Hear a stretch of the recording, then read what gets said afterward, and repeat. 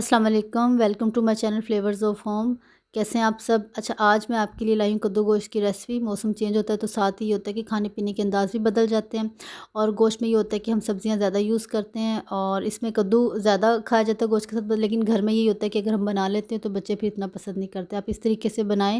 आप रेसिपी को देखिएगा, यकीनन आपको ये कद्दू गोश्त की रेसिपी पसंद आएगी और इस तरीके से बनाएंगे तो घर में सब बहुत लाइक करेंगे। तो चलिए स्टार्ट करते हैं। मैंने कुकर में बनाया था तो 1 kg मैंने बीफ ले लिया था, आप चाहें तो मटन ले लें। और इसके बाद इसमें मैंने तकरीबन 2 मीडियम साइज़ की प्याज जो है बारीक काट के वो इसमें ऐड कर दी थी। इसके बाद कुछ बेसिक स्पाइसेस होते हैं वो इसमें आपने डालने होते हैं। नमक अपने टेस्ट के हिसाब से मैंने ऐड कर दिया था। इसके बाद पिसी हुई लाल मिर्च थी वो भी तकरीबन 1 से 1.5 चम्मच ऐड कर दी थी। और हल्दी जो थी वो आधा चम्मच थी और 1 चम्मच जो था वो पिसा हुआ धनिया था। अच्छा, ये होता है कि इसमें बेसिक स्पाइसेस हमने स्टार्ट में डालने होते हैं। इसके बाद ये होता है कि एक दफ़ा हम गोश्त को और जो प्याज़ होती है उसके मिक्सर को अच्छी तरीके से गला लेते हैं, तो फिर बाकी प्रोसेस हम बाद में करते हैं। और इस तरीके से बनाने का फ़ायदा ये होता है कि सालन जो होता है वो जल्दी रेडी हो जाता है। इसमें मैंने फिर 1 से 1.5 गिलास पानी ऐड कर दिया था और इसको अच्छी तरीके से एक मरतबा आपने मिक्स कर लेना। मिक्स करने के बाद मैंने इसको कवर करके इसका वेट लगा दिया था और तकरीबन 10 से 15 मिनट लगे थे, जिसमें गोश्त और प्याज़ अच्छी तरीके से सॉफ्ट हो गई थी। क्योंकि हमने ग्रेवी जो है ना वो ऐसी बनानी जिसमें ये सब चीज़ें जो है ना मिक्स हो जाए, सिर्फ गोश्त है ना वो खड़ा खड़ा रहे। तो बस इसके बाद ये जो है वो गोश्त जब गल गया था, इसमें मैंने फिर 1 चम्मच भर के अदरक लहसुन का पेस्ट, 2 टमाटर और 2 से 3 हरी मिर्चें बारीक काट के वो मैंने इसमें ऐड कर दी थी।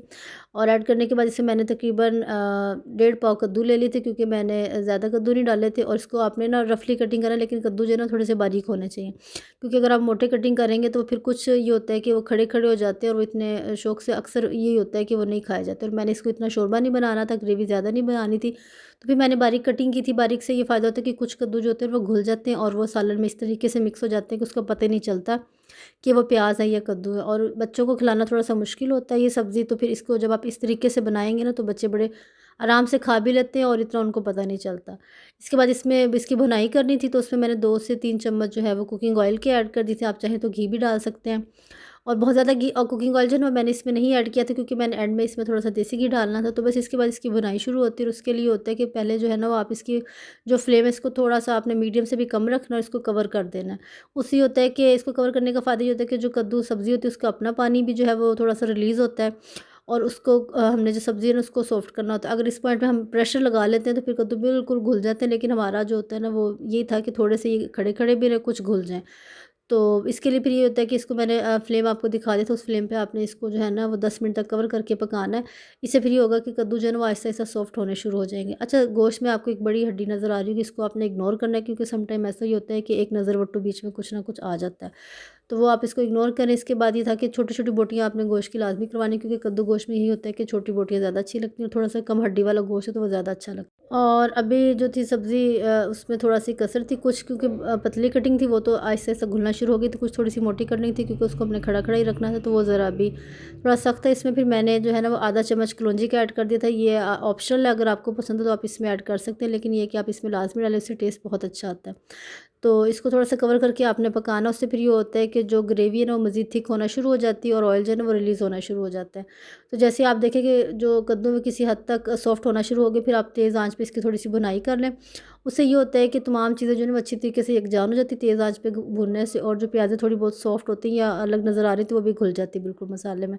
तो बस जैसे ही आपको लगे कि अब ये गोश्त अच्छी तरीके से गल गया। अच्छा, इसमें ऑयल मैंने आपको कम नज़र आ रहा होगा, वो इसलिए कम है क्योंकि मैंने इसको कहा था कि एंड में मैं थोड़ा-सा देसी घी इसमें शामिल करूँगी।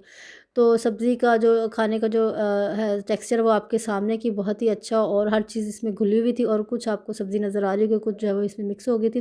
तो बस इस पॉइंट पे आपने देखना कि जब अच्छी तरीके से भुनाई होगी तो आप इसमें आधे से पौना ग्लास इसमें आपने पानी का डाल देना, ज़्यादा शोरबा नहीं करना, क्योंकि जो शोरबे की जो डिपेंड होता है ना वो सब्ज़ी पे होता है कि आपकी सब्ज़ी की कटिंग कैसी है। अगर तो आपने इसको कद्दू को मोटा काटा तो फिर आप शोरबा करें, लेकिन मैंने इसको ज़रा बारीक ही रखा था तो इसलिए भी मैंने हल्की सी ग्रेवी करनी थी। तो इसके बाद तकरीबन 5 से 10 मिनट इसको स्लो आँच पे मैंने कवर करके रख दिया था। और इसके बाद जो थी फाइनल लुक वो आपके सामने। एंड में इसमें थोड़ा-सा मैंने गरम मसाला ऐड किया था पिसा हुआ, और इसके बाद धनिया इसमें डाल देना आपने गार्निश के लिए। और एंड में जब आपने इसको सर्व करना है तो फिर आपने इसको एक बाउल में निकालना है। अच्छा, सर्व करने से पहले जब आपने धनिया डालना है तो इसको आपने एक दफ़ा मिक्स लाज़मी कर देना। उससे फ़ायदा फिर ये होता है कि जो धनिया होता है ना उसका कलर चेंज नहीं होता, क्योंकि अगर आप धनिया को डाल के ऊपर से मिक्स किए बगैर कवर कर देते हैं तो धनिया का जो कलर होता है वो ब्लैक हो जाता है। इसको आपने फाइनल बाउल में रख डालना है जब, तो इसका आपके सामने की ग्रेवी मैंने बहुत ज़्यादा नहीं की।